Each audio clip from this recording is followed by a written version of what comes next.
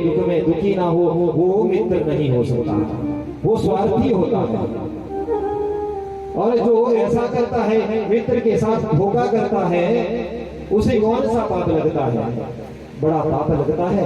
मानस कहती है दिन ही विलोकत पातक भावी, गौघात के समान उसे पाप लग जाया करता है।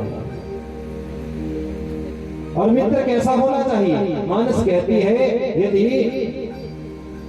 मित्र के दुख में वो दुखी हो जाए, और यदि मित्र का दुख रज के समान भी है, धूल की कण के समान भी है, तो वो उस धूल के कण के समान दुख को कैसा माने? बोले उसको मेरु पर्वत के समान माने कि मेरे मित्र को इतना बड़ा दुख आ गया है, दुख में दुखी हो जाएगा। यदि रज के समान दुख भी मित्र को आया है, वो मित्र होता है, वो सच्चा मित्र हो सकता है। और यदि अपना दुख है, मित्र को अपना दुख आया है और इतना बहुत बड़ा दुख उसके जीवन में आया है, मेरु पर्वत के समान दुख आया है, तो अपने मित्र के पास उस दुख को ना बताए। जो सच्चा मित्र होता है वो स्वयं ही पता लग जाएगा उसे कि इसे कौन सा दुख आया है, कैसा दुख आया है। यदि मेरु पर्वत के समान तुझे दुख आया है तो उसे रज के कण के समान दुख माने, क्योंकि स्वयं जो सच्चा मित्र होगा वो पता लगा लेगा कि मेरे मित्र को कौन सा दुख आया है, वो सच्चा मित्र होगा। वसुदेव और नंद बाबा मिले और अब वसुदेव कहने लगे नंद बाबा तुम जल्दी से वापस चले जाओ, और मुझे लग रहा है कि कोई ना कोई अब तुम्हारे गोकुल में आपत्ति आने वाली है, संकट आने वाले हैं, इसलिए तुम चले जाओ। क्योंकि कंस ने घोषणा कर दी है कि जितने भी नवजात शिशु पैदा हुए हैं उन्हें मार दिया जाए। जब ये कहा तो नंद बाबा ने विदा ली और सोचने लगे वसुदेव अवश्य ही कभी झूठ नहीं बोलते, सत्य बोलते हैं, इसलिए अवश्य ही कोई ना कोई संकट यदि गोकुल पर आ गए तो इसे मुझे जल्दी से जाना चाहिए। चल पड़े, विदा ली और रास्ते में जा रहे हैं, सोच रहे हैं, भगवान का भजन कर रहे हैं, नारायण भगवान का भजन कर रहे हैं, मेरे लाला की रक्षा करना प्रभु।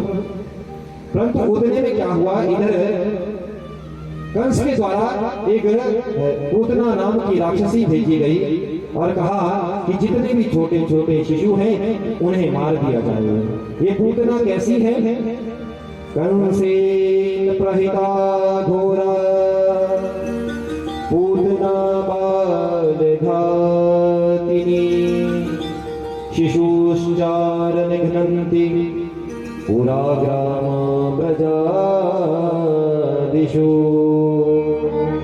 ये कंस के द्वारा जो भेजी गई पूतना राक्षसी है, कैसी है? बड़ा विकराल रूप है इसका, कुरूप वाली है, इतना विकराल रूप है, विशाल काय शरीर है, और चल पड़ी छोटे छोटे बालकों को मारती है। कैसे मारती है?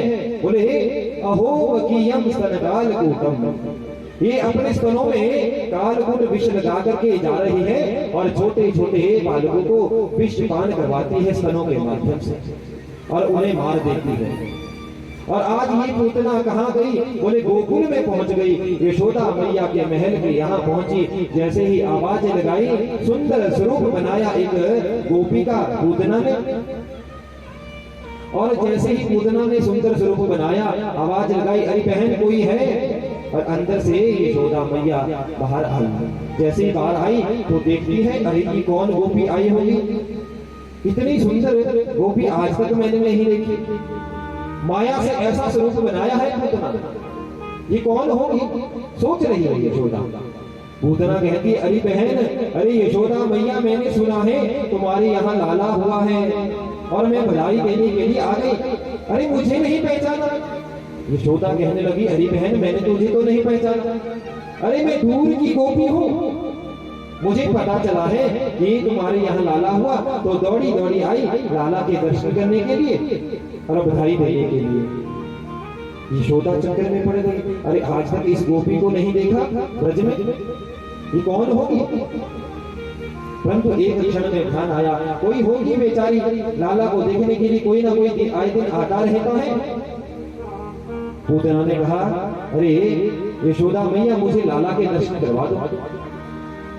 यशोदा मैया कहने लगी, मेरा लाला अभी पलने में सो रहा है, इसलिए उसे जगाना मत।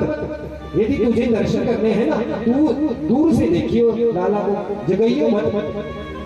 अरे बहन, मैं दूर से देख लूंगी, मुझे लाला के दर्शन करने हैं। अब पूतना सीधी अंदर गई और यशोदा मैया अपने कार्य में लग गई। और पूतना जैसे ही लाला के पालने की ओर जा रहे हैं और इधर भगवान जो है ध्यान लगा रहे हैं। अरे अब पूतना मौसी आ गई है, इसका उद्धार करना पड़ेगा। भगवान तो उद्धार करते हैं। और भगवान ने तुरंत आंखें बंद कर दी। जैसे ही आंखें बंद कर दी, राजा परीक्षित ने पूछ लिया, हे गुरुदेव, भगवान ने आंखें बंद क्यों करी, क्या कारण रहा? सुखदेव मुनि कहते हैं, राजन, संतों का मत है भगवान ने इसलिए आंखें बंद करी, बोले भगवान मानो कहना चाहते हैं, जो जिसके मन में अहंकार, द्वेष, ईर्ष्या, मत मत्सर इत्यादि होता है, उसको मैं दृष्टि नहीं डालता। और पूतना तो मारने के उद्देश्य से आई है,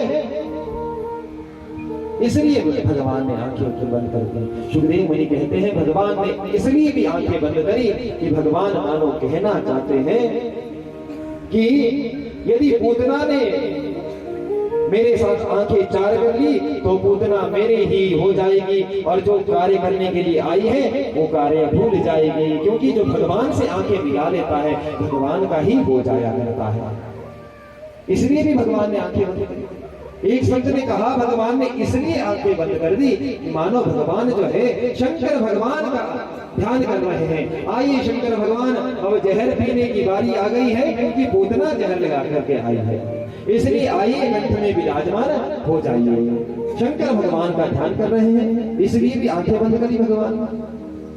जब ऐसा दृश्य वहां हुआ, पूतना गई पालने के पास पहुंची, जैसे ही लाला को उठाया, स्तनपान करवाने लगी। जैसे ही पूतना स्तनपान करवाने लगी महाराज, उसी समय भगवान जो है स्तनपान कर रहे हैं और मन ही मन भगवान मुस्कुरा रहे हैं। देखो कितनी भोली ये पूतना है, आज स्तनपान करवा रही है विष लगा करके। और जैसे ही भगवान ने स्तनपान किया, स्तनपान होने लगा। और अब तो महाराज भगवान क्या करते हैं, स्तनपान के माध्यम से प्राणों को आहिस्ता आहिस्ता खींचने लगे।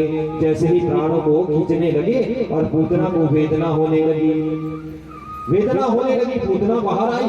जैसे ही बाहर आई, अब तो पूतना ने विकराल रूप धारण कर दिया और सीधी आकाश मार्ग में चली गई। और जैसे ही आकाश मार्ग में जाने लगी, मथुरा की ओर जा रही है। और मथुरा की ओर जाते जाते भगवान क्या करते हैं, हे पूतना मौसी कहाँ जा रही हो? और इधर पूतना कहती है, अरे बेटा मुझे छोड़ दे, बड़ी वेदना हो रही है। तुरंत भगवान प्राणों को खींचने लगते हैं। और पूतना कहती है, सामुंच मुंचालमिति, सामुंच मुंच, हे बेटा मुझे छोड़ दे, मुझे बड़ी वेदना हो रही है। भगवान मानो पूतना से कहते हैं, अरे मां पूतना मौसी, जिसे मैं एक बार पकड़ लेता हूँ ना, उसे छोड़ता नहीं हूँ। अपने राम किसी को पकड़ते नहीं है, यदि पकड़ लेते हैं तो छोड़ते नहीं है।